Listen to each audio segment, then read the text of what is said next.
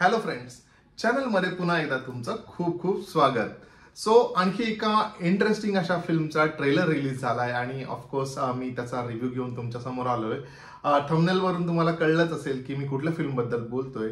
मी बोलतोय फिल्म जाट बद्दल. ज्या फिल्म बद्दल ऑलरेडी खूप जास्त एक्सपेक्टेशन्स बिल्ड झालेले आहेत आणि सगळेच वेट करतायत की कधी फिल्म रिलीज होते आणि फायनली मला वाटतं विथ दिस ट्रेलर आता आपल्याला माहिती आहे की लवकरात लवकरच ही फिल्म रिलीज होणार आहे. सो ट्रेलर कसा होता, मला कसा वाटला हे तुमच्या बरोबर शेअर करणार आहे. सो पटकन आपण सुरू करूया.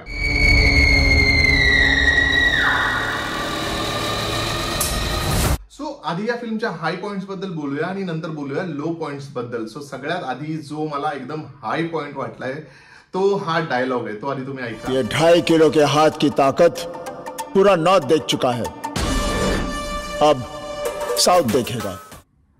येस.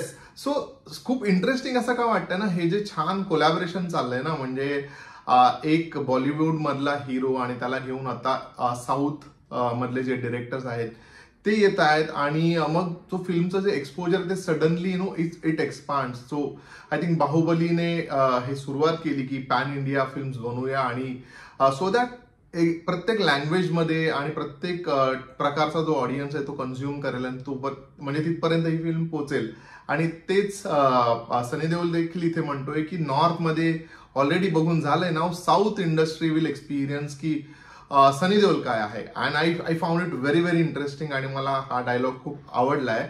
ओव्हरऑल आणखी हाय पॉइंट्स बद्दल जर का मला बोलायचं झालं तर अनेक हाय पॉइंट्स आहेत. एक तर या फिल्म मधली ऍक्शन जी अतिशय सुटेबल अशी वाटते जेव्हा आपण सनी देओलला बघतो स्क्रीनवर. आणि त्याचं जे एक काय म्हणतात एक ट्रेडमार्क आहे किंवा एक ज्यासाठी तो ओळखला जातो, जे गदरपासून बेसिकली सुरू झालं, जिकडे तो हँडपंप उकडून ही स्टार्टेड आणि I think it is going on till नाव. आणि या फिल्ममध्ये तर अनेक असे सिक्वेन्सेस आपल्याला दिसत आहेत, ते बघायला ऍक्च्युली खूप छानही वाटतंय. So again this is action ह्या फिल्मचा एक हाय पॉइंट असणार आहे. Third again it is gonna be a film for masses.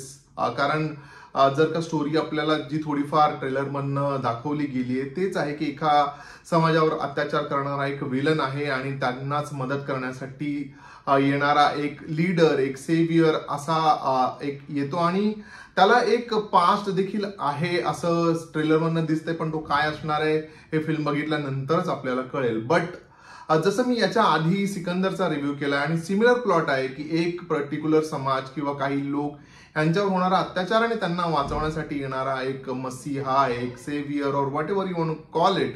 पण समहाऊ जाट पिक्चरमध्ये, जाटच्या ह्या ट्रेलरमध्ये ना, तो जो जेन्युइननेस आहे ना तो मला खूप जास्त अपिलिंग वाटतोय, जो मला मिसिंग वाटला होता सिकंदरमध्ये. आणि that is again a high point. Another high point is ह्या फिल्ममध्ये आपल्याला निगेटिव्ह रोलमध्ये दिसणार आहे रणदीप हुडा.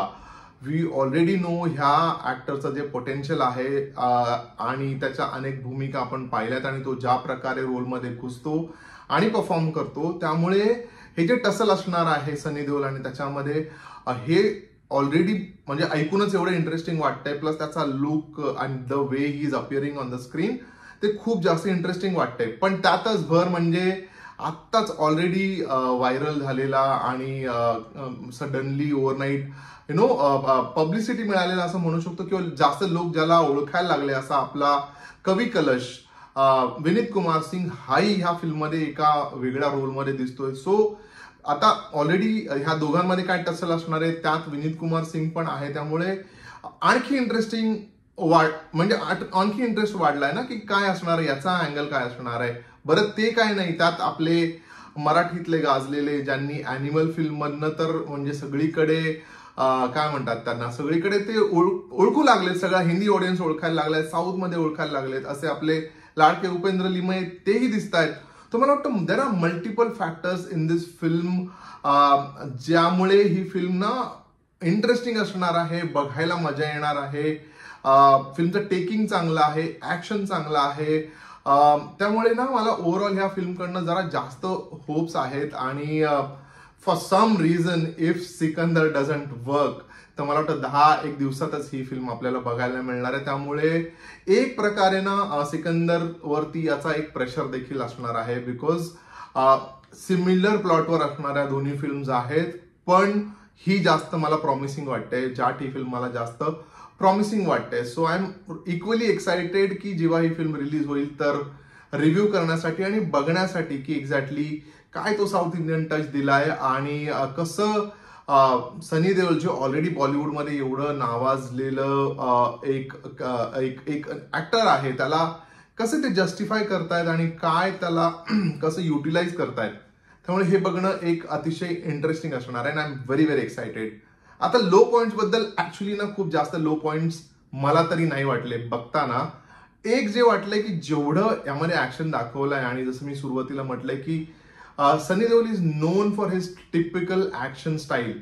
तर ह्या ट्रेलरमध्ये ना बऱ्याच त्याच्या वेगवेगळ्या टाईपच्या ऍक्शन्स दाखवल्यात किंवा जे टूल्स यूज केले, जसं फॅन आहे तो मोठा किंवा अनेक वेगवेगळे टूल्स आहेत ते दाखवलेत.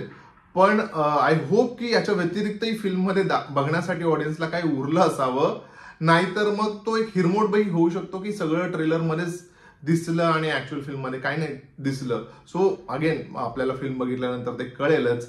पण ओव्हरऑल व्हेरी नाईस ट्रेलर, मला खूप आवडलाय. तुम्ही पाहिलाय का हा ट्रेलर आणि तुम्हाला कसा वाटलाय हे मला कॉमेंट करून सांगा. आणि तुम्ही ही फिल्म पाहण्यासाठी उत्सुक आहात का हे कॉमेंट करून सांगू शकता. व्हिडिओ आवडला असेल तर लाईक करा, आपल्या चॅनलला सबस्क्राईब करा. आपण भेटूया लवकरच. तोपर्यंत स्टे ट्यून्ड.